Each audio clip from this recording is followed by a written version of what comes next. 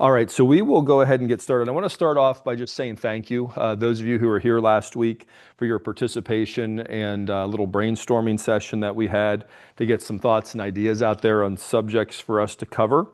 I will tell you that it appears that there is certainly an appetite to revisit the Gospel in the Stars, which it's been a number of years, and so we're going to figure out a way to do that. I don't know how to do that with the whiteboard yet, but I might be drawing constellations for you, but we'll figure it out. Maybe I'll have to go to handouts. We might have to go to handouts for that one. We may, and I think there was also some interest in revisiting covenant as well. And that sort of factored into our conversation for today because I went home encouraged last week to the point where I was able to get the big thoughts for today's lesson down Sunday afternoon, which is always my goal. It's always my goal that hey, Sunday afternoon would be really good while, strike while the iron's hot, get that next lesson started. And typically I go home and I have lunch and then I close my eyes and then the Steelers play and I want to cry, right? There's like all those things. I have all those emotions that I deal with and oftentimes it doesn't go anywhere. Anyway, but we have those things. Today, there's a lot we need to do to set the stage. So this is going to be a big study. We're going to look at the subject of forgiveness today. And I know that I have taught on forgiveness not too long ago. This was a blank piece of paper, so I don't know that this may be exactly the same as the last one, but I suspect that it's going to be significantly different for those of you who have been here before. And what I would give to you is this. It's that as I was thinking about this concept of covenant last week, covenant is very much based on a contract or a legal agreement. Now, I say that to sort of whet your appetite for those of you who may not have studied covenant before. But understanding that God works in legal, lawful ways is an important thing for us to understand. And so to that end, this lesson is definitely going to be slanted in that way, and I think those of you that maybe even remember some of the covenant lessons, I think you'll find value in this because it gives some context there. We're going to start off today by reading Psalm 1. Now, Psalm 1 is something that I have on my phone twice a day. I have a reminder that comes up at, I believe, 8 o'clock in the morning, and it may also come up at 9 o'clock at night. But the idea is to take a moment and look at Psalm 1. It's 6 verses. For those of you that need a challenge, Psalm 1 is a good challenge to start. If you can just read 6 verses a day, I think it will have an impact on you. So Psalm 1 reads, "Blessed is the one who does not walk in step with the wicked, or stand in the way that sinners take, or sit in the company of mockers, but whose delight is in the law of the Lord, and who meditates on his law day and night. That person is like a tree planted by streams of water, which yields its fruit in season, and whose leaf does not wither. Whatever they do prospers. Not so the wicked. They are like chaff that the wind blows away. Therefore the wicked will not stand in the judgment, nor sinners in the assembly of the righteous. For the Lord watches over the way of the righteous, but the way of the wicked leads to destruction." Now, Psalm 1 is something that I talk about with some level of consistency here. You probably hear Psalm 1 every couple of months, if not more often than that. But what I want to draw your attention to is in verse 2. In verse 2, and for those of you that are circlers or underliners or highlighters, you may want to do this if I haven't given you this instruction before. I want to draw your attention to the 3-letter word law.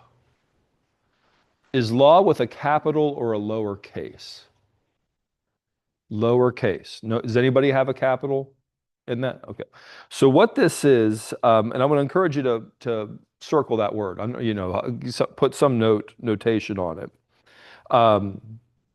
Because I think that what he's talking about here, the author of the psalm is talking about here, is that what are the rules that God uses, right?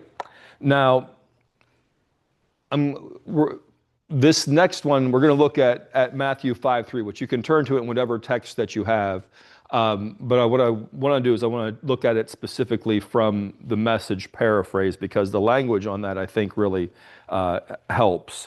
Those of you who are longtime NIV users, which is what I am, Matthew 5:3 reads, "Blessed are the poor in spirit, for theirs is the kingdom of heaven." You've heard that before, but the Message gives a different spin on that. Jesus is talking and he says, "You're blessed when you're at the end of your rope. With less of you, there is more of God and his rule." For those of you that do a digital Bible, I want to encourage you to go look that up. Message, Matthew 5:3. There's more of God and his rule. Now, I'm curious, do any of you know anybody that's ever been at the end of their rope? Maybe that person that you know that's been at the end of their rope is you. And maybe that person at the end of the rope is you right now. In the Message, Jesus tells us that when we're at the end of our rope, we're blessed, which seems a bit odd, at least to me, right? He says, you're blessed because there's more of God and his rule. And this is my interpretation of it, so please take this with the appropriate discernment on your part. But there's more of God in his rule, or perhaps there's more of God in his rules, or perhaps there's more of God in his laws. So I absolutely admit to being a little bit creative here. And I want to encourage you to invite the Holy Spirit to inform your discernment on this. Don't take my word for it. But as I was putting this lesson together and as I was preparing the lesson, I came to realize that many times we find ourselves at the end of our ropes because we've been trying to do things our own way. Trying to play by our own rules. But when we find that our rules don't work, what do? We find better rules. We find God's rules.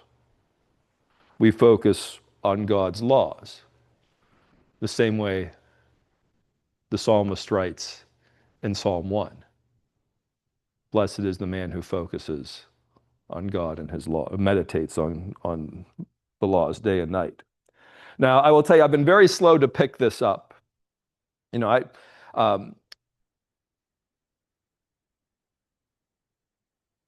it took a study of covenant 20 years ago, about 20 years ago, to open my eyes to how God works.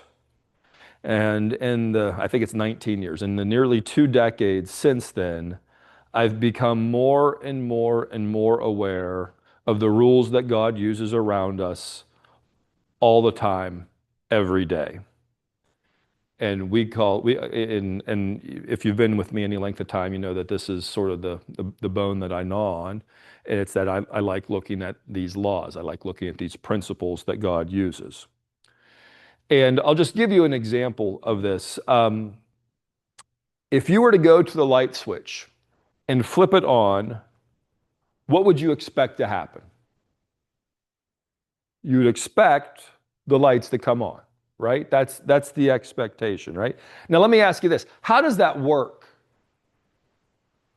If you're like me, magic. I flip the light switch. I put the pizza in the microwave, I hit the button, it comes out ready to eat. I don't understand how it happens, but I understand that it happens. And the fact of the matter is, there are laws, there are principles that govern how that thing works. There are laws of electricity. Do you know who created those laws of electricity? Man didn't come up with those. Man discovered those. Those are God's laws. God put those principles in place, and over hundreds of years, man was finally able to figure them out and put them to use. Now, here's the reality. You can ignore God's laws of electricity. And if you want to ignore God's laws of electricity, the best thing that can happen to you is nothing. And the worst thing that can happen to you is mass destruction. Right? You don't obey the laws of electricity, burning down towns. Right? Like that's what can happen. But because we have figured out what God's laws are of electricity, we have light, we have air conditioning, we have music, we have all these things because we have been able to put ourselves in harmony and be blessed because there's been meditation on God's laws. That make some sense? Okay. So I want you to, this next part of the lesson, I struggle with the order in which to put them together. So I don't know that there's a right order or a wrong order. We're going to start to go through these. And some of them are, I know we've talked about before, but I want to give you a couple of principles and definitions to start our conversation today. The first one is the law of cause and effect.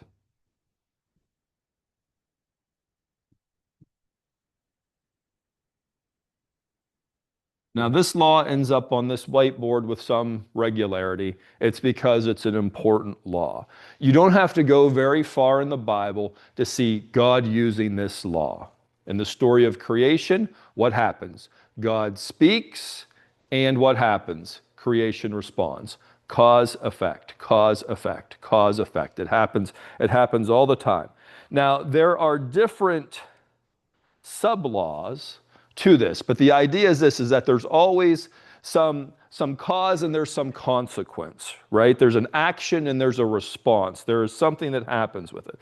And so there's sub-laws to this which we come across. One is the law of sowing and reaping.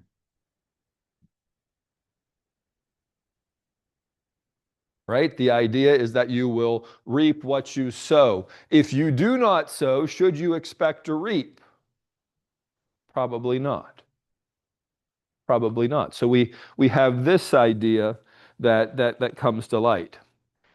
There's another law, and I'm going to give you fair warning. This may make some of you uncomfortable. It made me uncomfortable writing it down, but I think it's important that we put it on the table because we're going to put big boy pants on or adult pants on to deal with this. And I say this because I know my grandmother would probably kick me out of the family. I say that and I'm not joking. She would. She would beat me and then she would kick me out of the family. But it's the law of karma. Now, there are some who will become very uncomfortable with a word like karma. And the reason that we're doing this is because one of the things that we do in this class is it's the intent to become equipped to be able to carry the name of Jesus to others. And I want you to know there's people in this world who think an awful lot of this idea of karma. So we're gonna make this obedient to Christ today. All right. So for those of you that may be a little uncomfortable, I understand. I'm sweating up here at the same time, but I want to prepare us for this.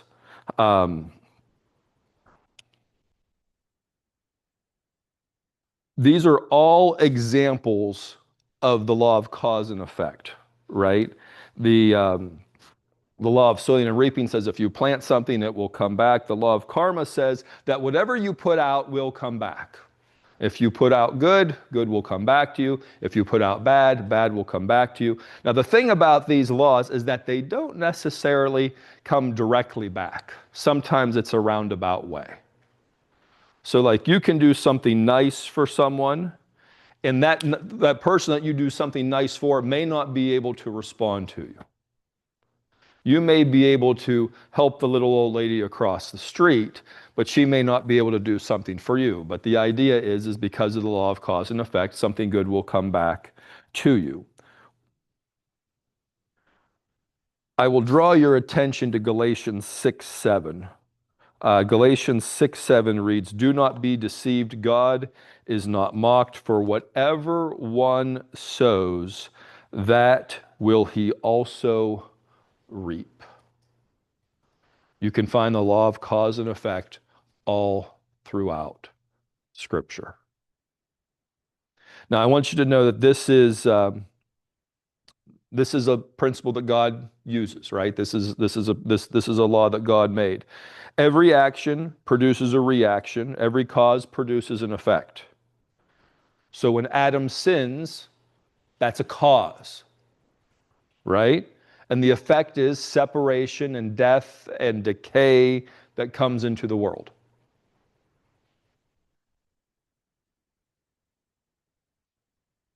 Under this law, justice demands repayment. So there's a law that's put into place that says, hey, when you have these issues, you need to do certain things.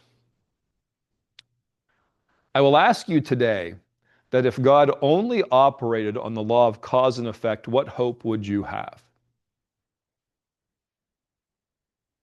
What hope would you have? Because chances are, a room this size, we've all done some things that we ain't proud of. Chances are. And so understanding the law of cause and effect is an important piece. Now, the second law I want to give you today is called the law of entropy.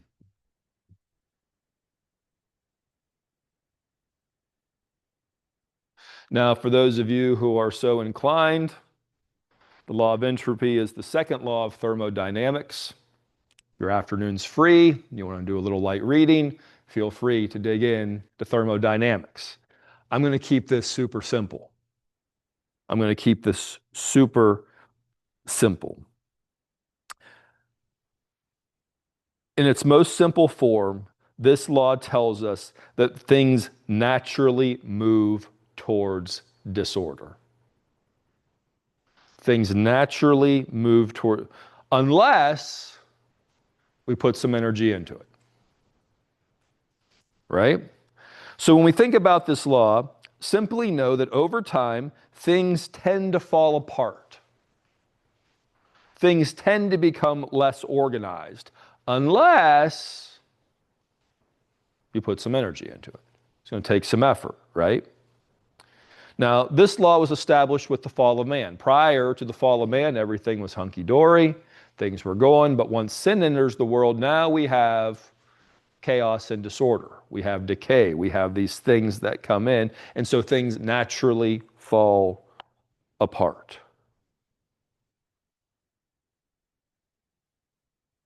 Eat the fruit, and decay comes into the system. If you don't take care of your house, what's going to happen to your house? Over time, it will fall apart. Right? If you don't take care of your hair, doesn't take too long for it to become a mess. For me, it's about 10 days. About 10 days, and then it's like it's out of control. It needs some new energy into it. Right? I was thinking about this because I've had a few teenagers go through my house. Do teenagers naturally smell good? Or if you just give them a little bit of time, what happens? Things go bad quick. Right? That's what happens. This is the law of entropy. You know, if you need a definition, it's that teenagers smell worse over time, right? You know, just have that be your definition, right? But I want you to know that this applies to our spiritual lives as well. If you just go and you don't do anything, what's going to happen? It's going to trend towards disorder. It's going to trend towards decay. It's going to trend towards falling apart. If you don't tend to things, our lives can fall apart. Have you just naturally become closer to God? Or do you find that you tend to drift if you don't put the energy into it? This is governed by a law, and that law is the law of entropy. I'll draw your attention to Romans chapter 8, verses 20 and 21. It reads, for the creation was subjected to frustration, not by its own choice, but by the will of the one who subjected it, in hope that the creation itself will be liberated from its bondage to decay and brought into the freedom and glory of the children of God. Creation is in this bondage to decay. And you see this all around. Drive down the street. Will you see a house that's falling apart? Will you see a yard that's unkept? Right? This is the law of entropy. So you need to know that. And entropy is not just physical, it's also spiritual. And if we don't do something about it, everything falls apart over time. Relationships, trust, societies, cultures, they fall apart over time. So the idea is this, is that we know that things typically fall apart. There's a cause and effect, right? But God has a plan to reverse it. God has a plan to reverse it. Now, before we do this, or I guess let me just put this out, because this is something that my radar perks up to when I hear it. And I think understanding this law of entropy, it's helpful to have a worldview on this. And I'm not going to ask you to raise your hands on this, but there's essentially two ways to look at people. You can look at people and you can say, people are basically good and they occasionally do some bad things. You can look at people like that. They're typically good, they occasionally do some bad things. Or the opposite of that is that people are bad and they occasionally do some good things. Now, let me illustrate this with the game of baseball.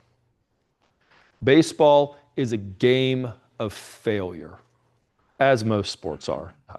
I imagine golf is the same way. I'm not much of a golfer, but it's a game of failure, right, Scott? Yeah, you just go out there and you just hack, and things don't go the way that you want them to go. But you think about this in baseball. We call a player that hits 300, a player that gets a hit 3 times out of 10. We think, oh my goodness, this person is so good. But I share this for you because the perspective is that they're pretty bad. They occasionally do some good things. The Christian worldview is to look at people and recognize that we are fallen. And left to our own devices, things go bad.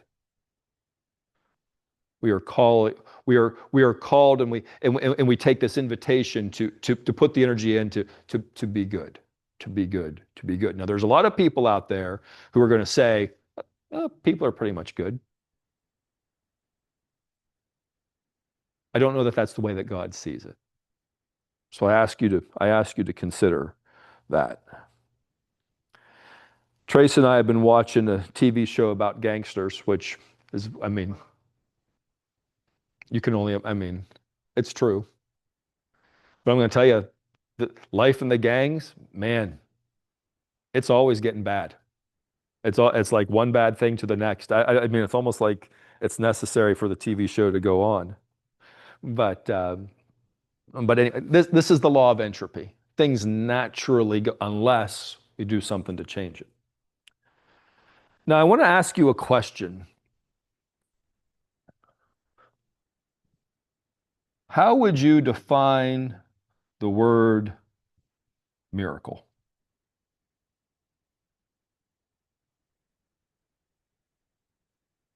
How would you define it? Now, we're going to get a very simple definition today. I think we all know examples of miracles, But the question I want to invite you into is, how would you define it?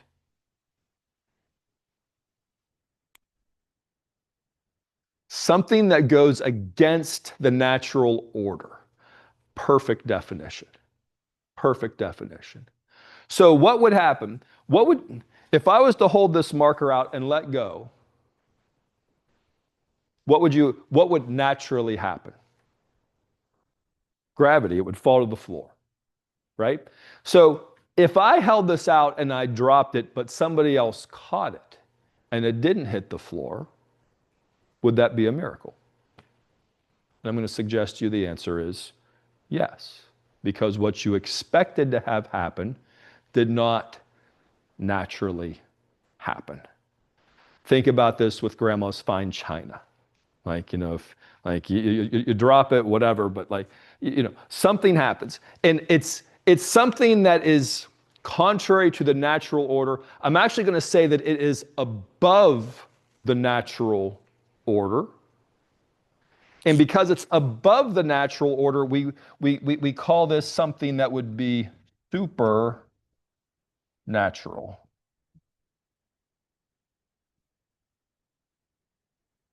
It is something that you would not expect to happen.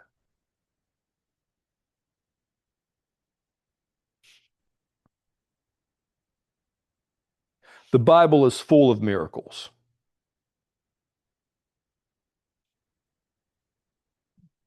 Now, I will admit this is an overly simplistic explanation and probably an overly complex introduction to today's lesson on forgiveness. When I began studying God's laws, I was told that the most important law is the law of cause and effect. I've probably actually even shared with you that the law of cause and effect is the law of laws. It's always at work. But I want you to know this. There is one law that supersedes the law of cause and effect. There's one. And it is called the law of forgiveness.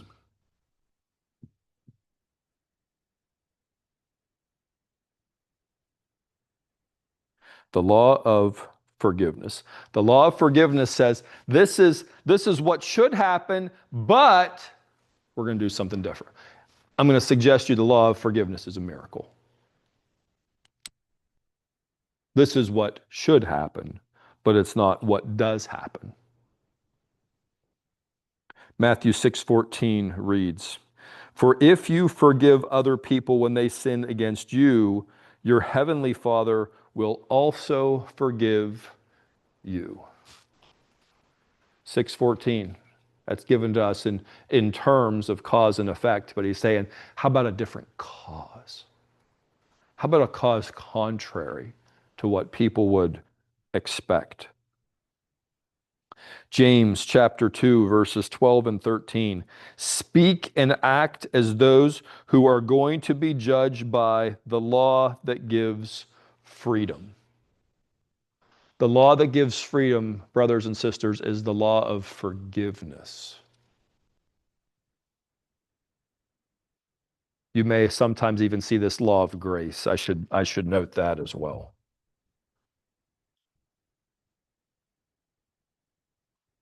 Verse 13, because judgment without mercy will be shown to anyone who has not been merciful.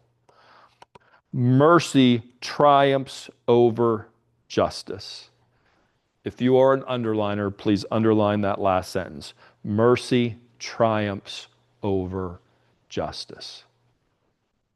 Justice follows cause and effect. It follows the law of entropy. It says things are naturally going to get messy. This is the formula for it.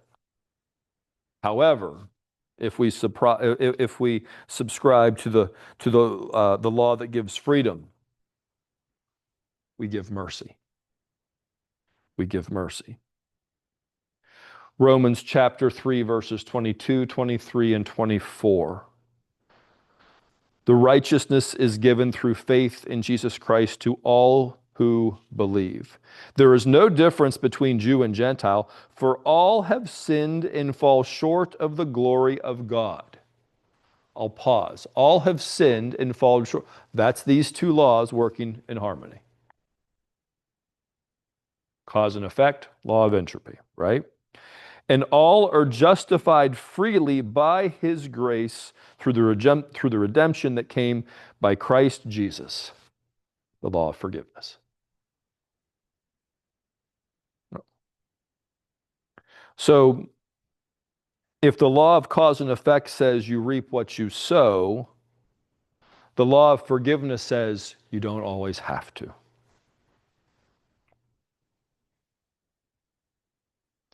So, I don't know, how am I doing time-wise here? Am I like super late? 10:28. All right. So, I got a couple of things here.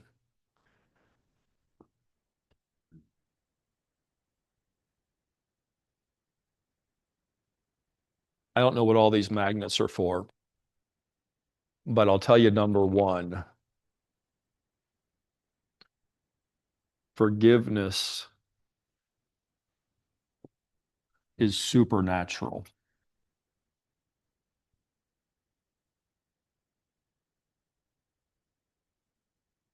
Forgiveness is supernatural. It interrupts the normal consequence of sin. It's like catching grandma's falling china. Uh, Forgiveness steps into the natural order and stops destruction. Forgiveness is not the absence of justice, but it is the intervention of grace. Number two, forgiveness reverses entropy.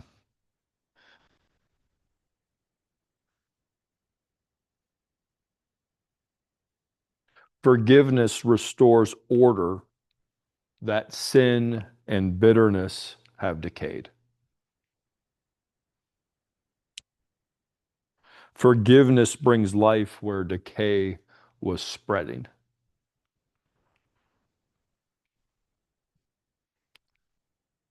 Number three,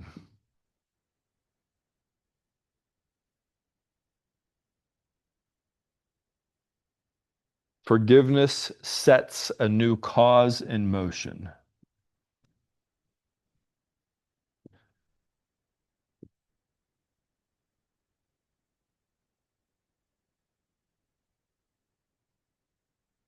It sets a new cause in motion. When we forgive, we sow a new seed, one that reaps peace and restoration instead of resentment and destruction.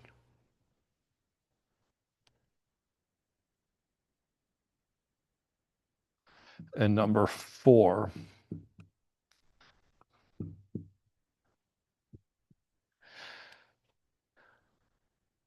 forgiveness doesn't erase cause and effect, it redirects it.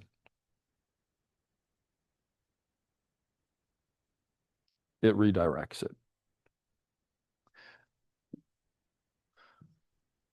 And we call this grace.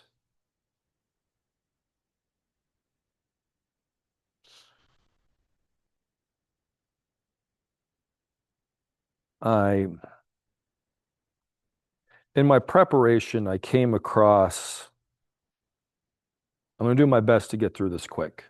So I'm going to push the limits of timeliness today.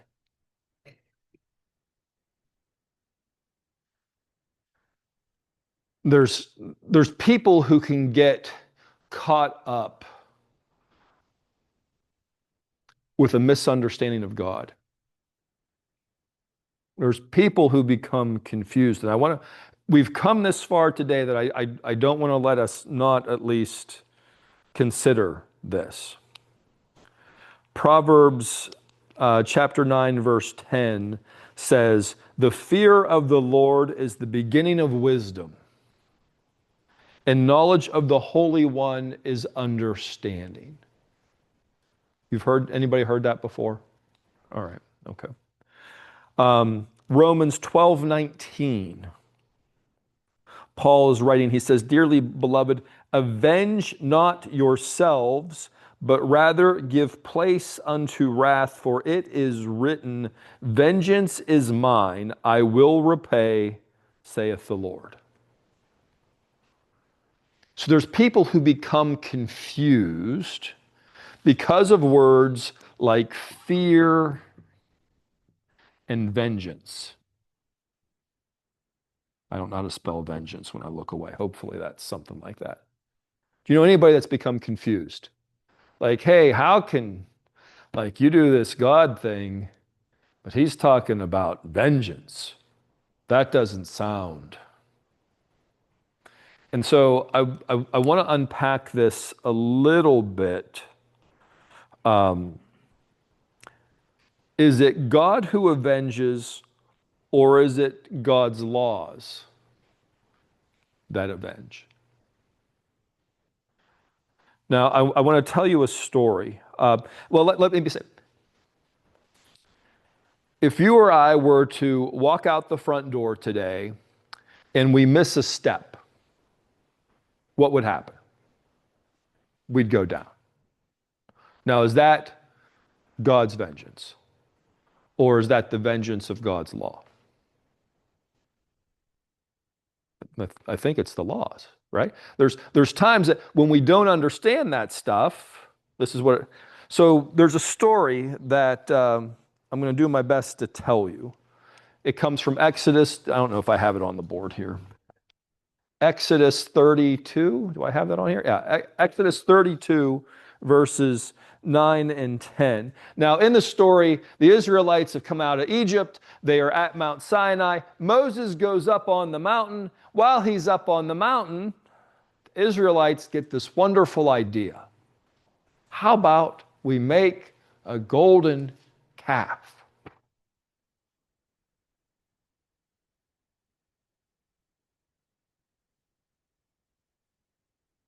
How about we do this?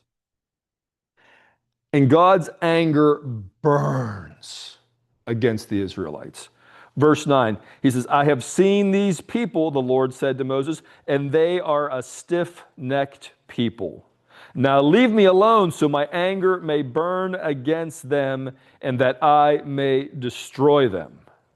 Then I will make you into a great nation." Now, why does God's anger burn against the Israelites? It burns against the Israelites because if we turn back a couple of pages, we find that they have broken the law that they agreed to. Exodus chapter 20, verses 1 through 6, if you want to read it. This is the Ten Commandments. No other God before me, no idols. What do? Idols. They break the law. And so what Moses does in verses 11 through 14 is he appeals to the law of forgiveness. He says, yeah, what you're doing, God, makes sense. It follows cause and effect. But let me make an appeal. Let me make an appeal. And so I present the legal or the lawful consideration of this for you to begin to wrestle with, because we've all had this contrasted with us with 1 John 4:8. And it's the last three words of that verse, which says, God is love. Is God love or is God vengeance? People get confused on this, right? People get confused because what they do is they confuse God and God's laws. They haven't studied God's laws. They don't understand these things.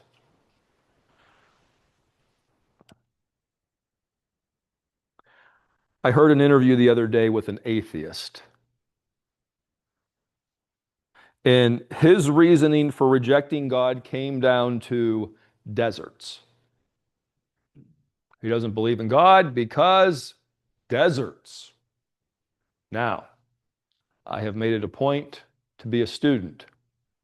I'm not really a good student, but I've made it a point to be a student.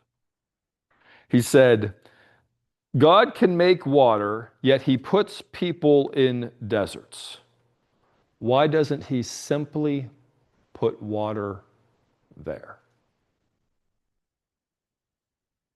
That was his argument.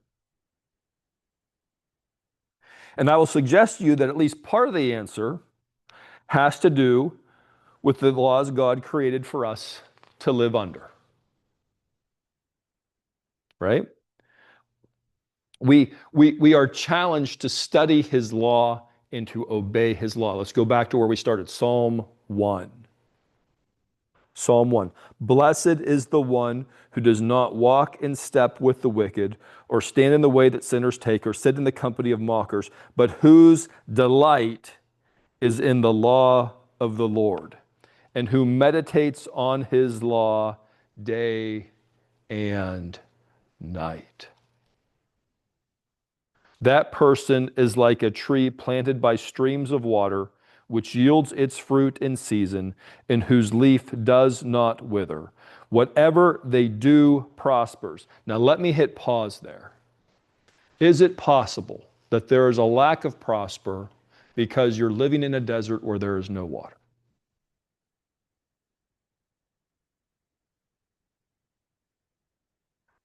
You're living out of harmony with God's law. Verse 4, not so the wicked, they are like chaff that the wind blows away. Therefore the wicked will not stand in the judgment, nor sinners in the assembly of the righteous.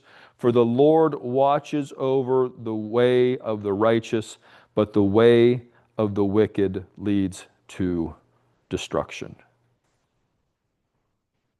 I'm going to stop here for today. I trust that this may be a slightly different way at least starting to look at this concept of forgiveness. And I'm going to stop my recording, but I'm going to ask you, do we continue studying